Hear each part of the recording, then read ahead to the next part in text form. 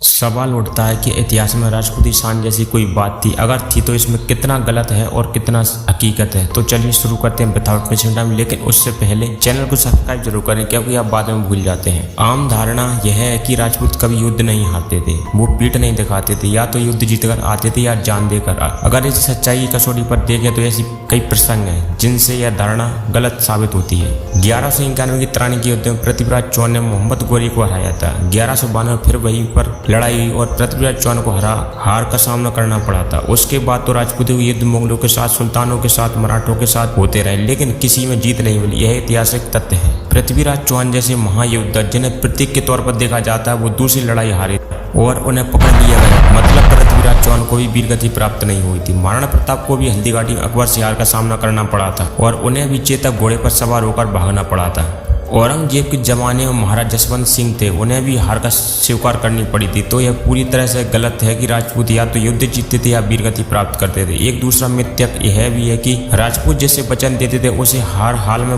पूरा करते थे और किसी को भी धोखा नहीं देते। इसकी मिसाल भी हमें इतिहास में नहीं मिलती है, बल्कि इसके उलट एक मिसाल यह बड़ा ही दर्दनाक उदाहरण मिलता है कि दारा सिंह की पत्नी नादिरा ने 1659 के आसपास राजस्थान के राजा स्वरूप सिंह को अपने स्तन से पानी फेर दूध के तौर पर पिलाया था। नादिरा ने उन्हें अपने बेटा माना था। कहा जाता है कि उसी नादिरा को स्वरूप सिंह ने धोखा दिया। नादिरा के बेटे सुलेमान सिकोह को स्वरूप सिंह ने औरंगजेब के कहने पर मारा था। तो ये भी नहीं कहा जा सकता कि राजपूत जो बताते थे उसे निभाते थे।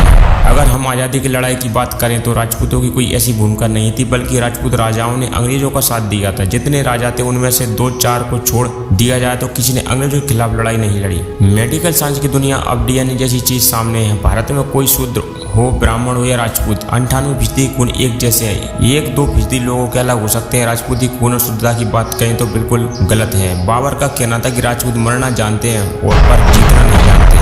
वीडियो में बोली गई पंक्तियां BBC न्यूज़ द्वारा ली गई हैं। आप इस आर्टिकल से कितना सहमत है कमेंट में जरूर बताएं। धन्यवाद।